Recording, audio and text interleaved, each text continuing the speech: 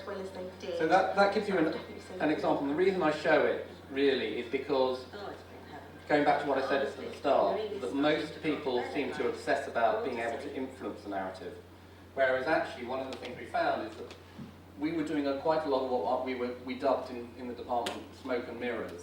And it was all about the emotion that you got, the feeling that the story was evolving around you. It didn't matter that my story was very similar to yours, as long as there was that extra little bit of personalisation. And then looking at how you can now do that on the web, obviously since 2006-07 onwards, the rise of broadband tools like Flash allow you to do much more clever things. But it's the same principle. So I'll just show you something we did around CBeebies, which is our preschool channel. This is what we have. This is what most children's preschool channels have somewhere in their output. It's a presenter reading birthday cards sent in by parents. And we normally get through about 20 a day, and we have sackloads of cards which never get on screen. We have lots of disappointed children, and we have lots of irate parents. And it just seemed like technology should be able to answer that for us. The kids who do get on that, if their parents remember to record the programme that day, which is often one of the biggest complaints that they forget, because it's their birthday, so they've got far more interesting things to do that day.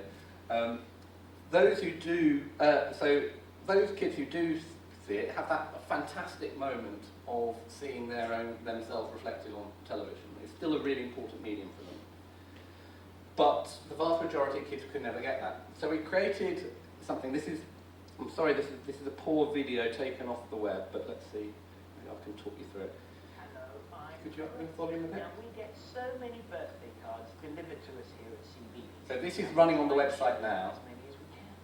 But did you know it's now possible to send a personal birthday video message from me to your little one, and you don't even need to send a card. You can do it all here on the website. Take a look. So I'll just talk you through the application. Very simple. You get a little drop down. It asks you for your child's name. We went into the official records, the census records, to find out the most likely names. So by recording 250 different names, we tap off about 80% of the population. Because actually most parents aren't that original when they're picking their kids' names. You put in their age, you put in who it's from, and you put in the character, their favourite character. And then they get this. CBeebies, and it's birthday time! Let's find out who has a special birthday card in the sack today. Wow, Jacob, look.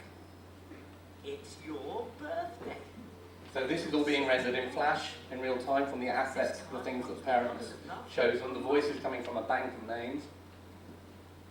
We hope you have a fantastic day, and so does someone else. That's right, it's Harry and Toto. Happy birthday! So if I could go online, we're now employing that in lots of other children's services, because that sense that this is something specific to you, but with the kudos and cachet that you've got a presenter reading the card, it seems to have real resonance with children. And it does have, parents, we've done quite a lot of testing. We've done a model of it with an adult's version around some adult shows. And parents are equally as captivated by it. So, every adult knows how it works. They know it's a trick, but it still gives that little sort of moment of emotional high to know that someone off Top Gear is talking to you or whatever. And what we've been able to do since is do some stuff which is even more clever than that. That was just picking options and rendering it. But something we're doing for the CBBC audience, who are 6 to 12, in one of our shows, which is all about a high school band and their rehearsals, we asked the children to go online to become the band manager for them. And some of those activities are things like make the band poster. So they have a little tool, online tool, the sorts of things you're used to seeing online, but when they make the tool, then the video continues, and in the back of the shot, there's your poster is on the wall. And so again, you're not affecting the outcome from a writer's point of view, it's the same narrative, but you are now immersing the stuff that you've made into that story. So personalisation for me, I think, is a really big theme. Obviously, letting you affect the outcome is still up there, but very few, like lots of organisations, we've tried things where you have a big, you have a series of moral dilemmas, and at the end you have to decide which way you're going to turn. It's very, for most people, it's very unsatisfactory. There's a phrase that psychologists talk about, the cognitive dissonance, about if you make a choice, unless that's reinforced straight away, you end up spending more time worrying about what would have happened if I'd have made the other choice.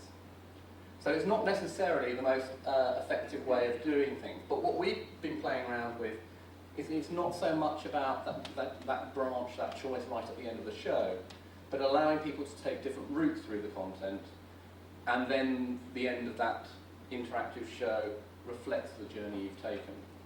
So you might have gleaned different bits of information along the line. And again, it's that sort of sense, it's remembering me.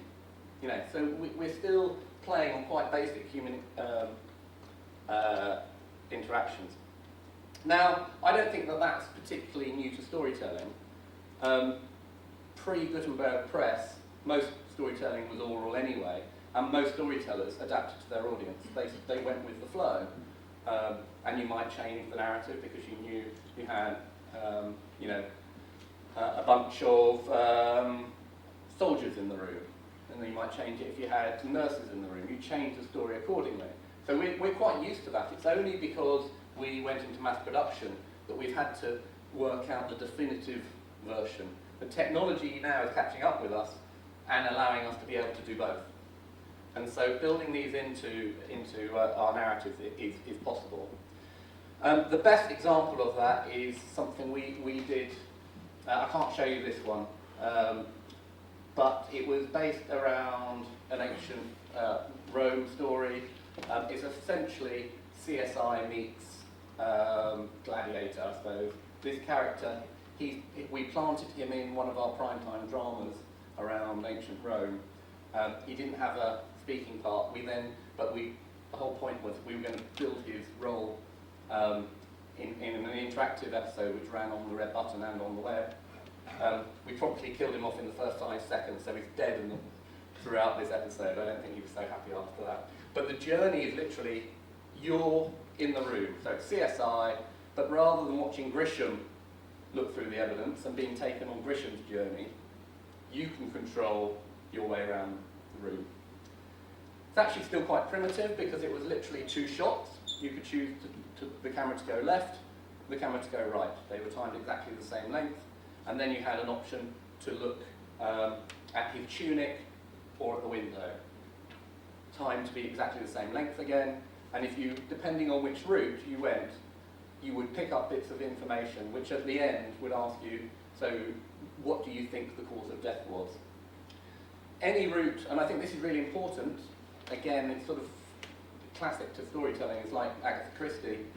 If you are doing a crime novel, you want to know that there couldn't be another option. It's not fair for someone just to say, aha, it was that man because we told you so. You have to know that every route you went, there were clues to allow you to get the right choice. And there were also anti-clues, I suppose, things that said why it couldn't have been those other people.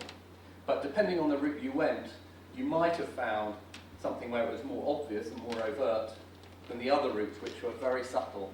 And then at the end, depending on your choice, whether you got it right or wrong, we then did a recap for everyone about what evidence you missed or what evidence you should have seen.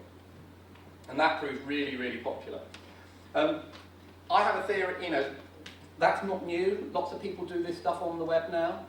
There is something about being able to do this on your television, and it being a very simple, low-level interactivity. It's literally just using the remote control, go up, down, and select. And I think that's important because what you don't want to do is let the interface get in the way of the storytelling. And so that's something we're working on a lot at the moment.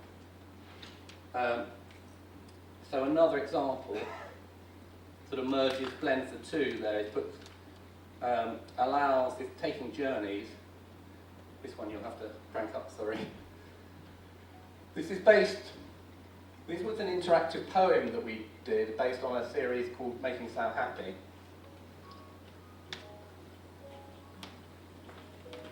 And the idea here is you make choices based on your mood, how you feel at certain times of the day. Do you ever wonder what makes you happy? Our feelings fluctuate from hour to hour, from day to day. And now, psychologists can pinpoint at what time of day you are happiest, and in whose company. In the next 15 minutes, you'll discover what makes you happy as you journey through a typical working day. You'll be asked to rate how you feel during each scene. Use the left and right arrow keys on your digital remote to capture your emotions. This will affect how your story unfolds to create a unique mood poem, narrated by the author, Ian McMillan. And your unique mood poem is set here, in Slough. Slough is notorious for being the most unhappy place in Britain, which is where the series was made. But you had to make various choices about whether you're male or female, whether you were, one of the choices was, it's a love story, so then we asked whether you were straight or gay, and then you'd have, depending on the combinations, you might have a male protagonist, a male love interest or a female love interest, and the story would then unfold where it was asking you how you felt at different times of the day, and then what the scenes that you'd see with that love interest would sort of reflect that. So if you're feeling really moody in the morning, you don't get a look in with the love interest if you're late for work. So, you know, lots of things that we could do, and that really came about from a lot of just really clever writing with very limited technological boundaries. You know, there's very little that we could do within the parameters. And now, obviously, you can do a lot more than that online. And in fact, one of the challenges we're finding with the teams is actually, one of the things about online is that you can do almost anything. And people find that quite hard because there are no parameters and people go off on wild sort of fantasies, but their stories become never-ending. So the next area that we've done some work on, and this is back in about 2005, was context-sensitive stories. Back then, it seemed a bit of an anathema, a bit of a strange thing to talk about. We had a series called Coast, which took people around, which basically filmed different parts of Britain and told the stories of those places. And what we wanted to do was be able to segment those stories and deliver them to you on a walk if you were going around. Now, obviously, you can do that with all the latest phones. But there's a huge distinction between just being able to pick up information in lots of spaces and taking a guided journey around those places. The hardest one is where do you start? Lots of people will start and walk at, you know, they'll start different places on the journey. So we had to build that into the context of the service. And the way it worked, this is going back 5 years, this is Liverpool Docks. You could get a website, you could find out about it, you could either download it directly from a website, or you could download it using your mobile phone. We have posters telling you how to play in the local tourist information centres, and we also had an SMS version journey.